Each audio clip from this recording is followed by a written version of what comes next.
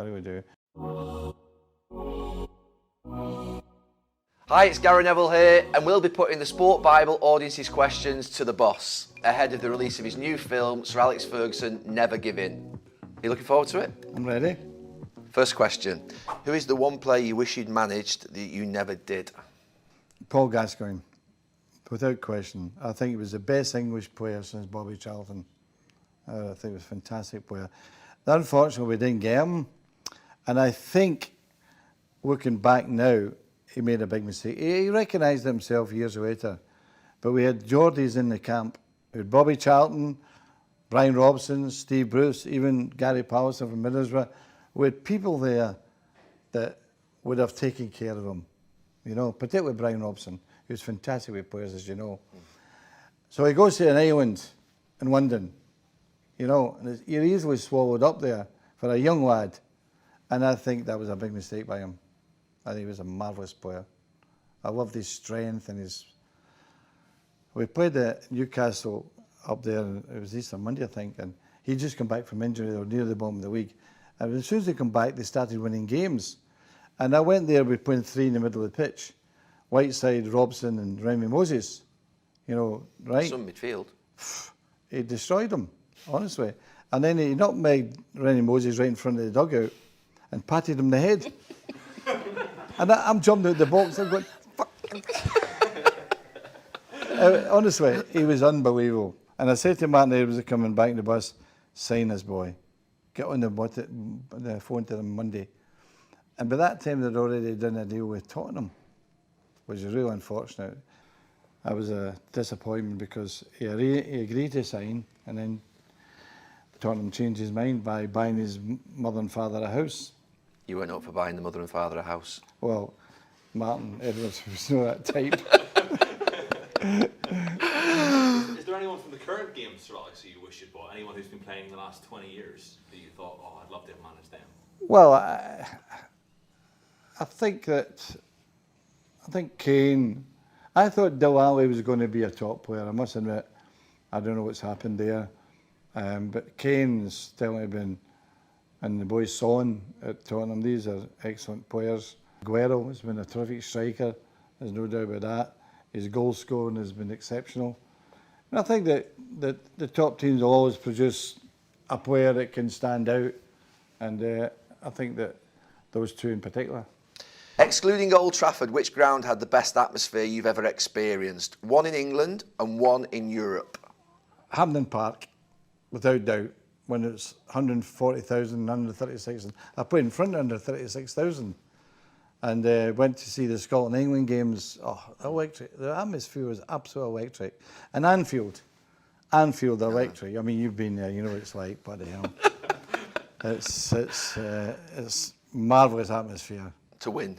Yeah, but you had to, expect that atmosphere to be there, even if you're losing. I mean, you never felt safe there, did you? Never, no, never really. I mean, literally.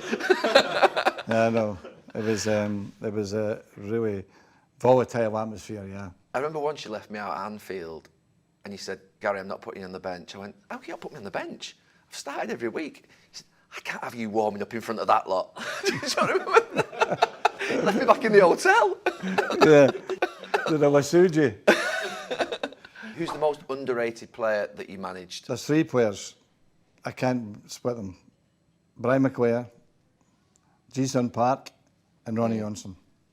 It's interesting because when obviously I played with Brian at the end of his career, but with G and with Ronnie, if there was a problem in a game, they would almost be like they'd fix your problem for you, wouldn't they? So Jason Park would go and sit on Pirlo and man mark him. Or Ronnie would play in midfield away in a Champions League quarter-final where there was a Zidane there, or there was they were the players that you sort of trusted to do the job for you, to man mark. If you did man mark a couple of times. That's what I was the final against Barcelona at Wembley. I should have changed at half-time and put Jason Park and Messi. That was a mistake. I realised after 10 minutes, I was going to do it at half-time, and they'll say, well, we'll just equalise before half-time. They may see the game differently, and we may grow into the game better. We're actually quite good in the last 10 minutes of that game. We come into it and we could have been in front, actually. But if I had played Jason Park against Messi, I think we'd have beaten him. I really do. Messi two highlights. I mean, a fantastic goal he scored, and he made the other one. You know, he was a great player.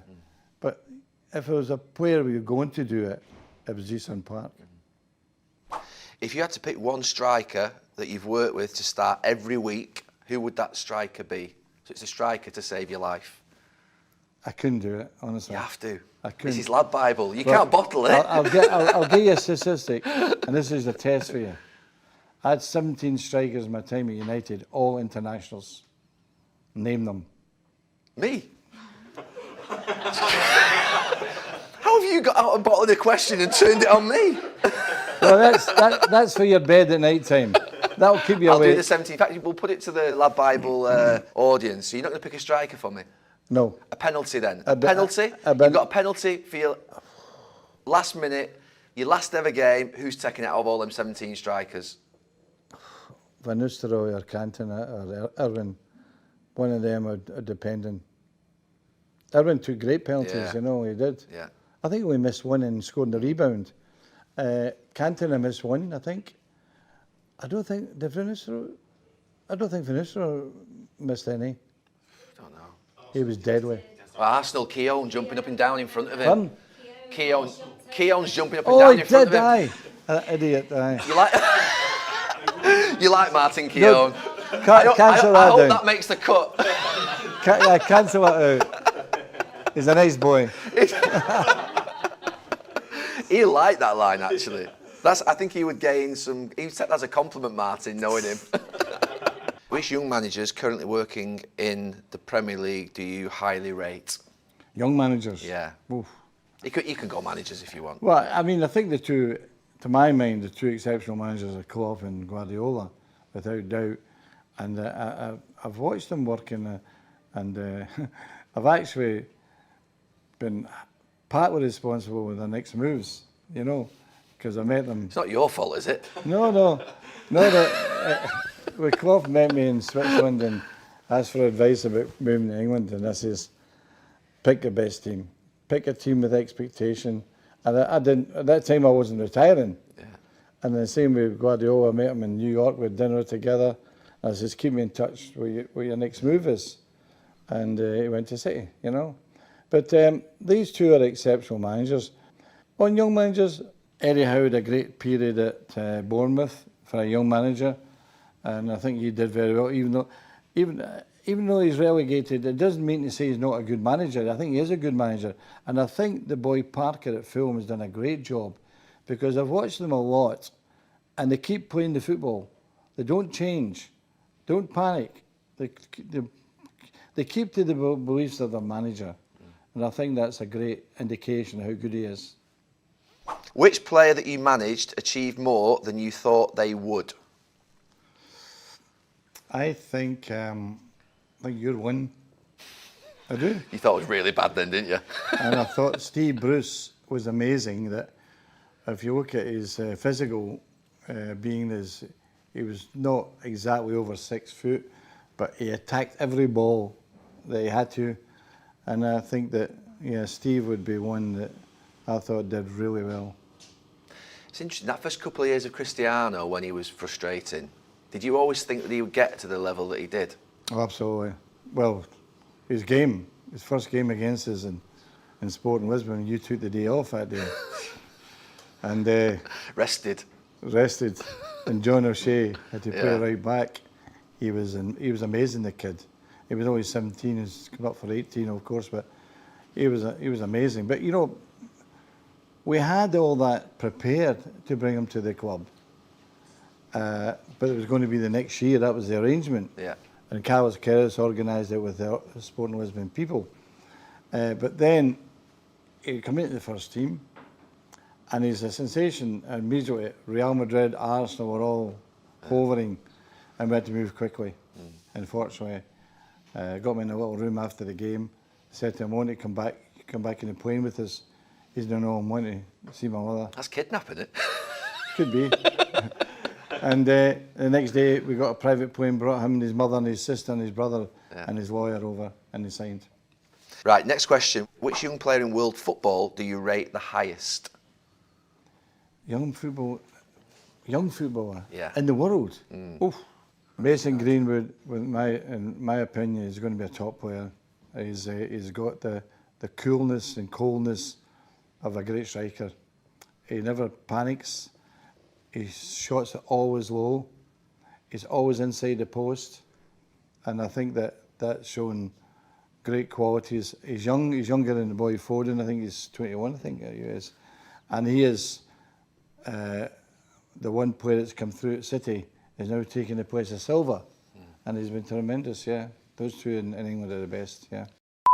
I'm going to ask him for his thoughts on the Lad Bible first. Hopefully, what the hell's Lad Bible? Did you get that? What the hell's Lad Bible? 40 million on Facebook. 40 million on Facebook. 40 million. I'm not sure what's 40 million. Honestly, boss, these things are off the scale.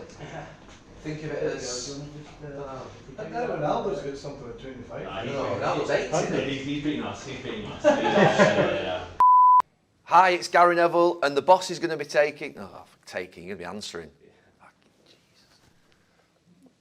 More frustrating watching me as a presenter than it was as a player. It's like. You did cause me some embarrassing moments.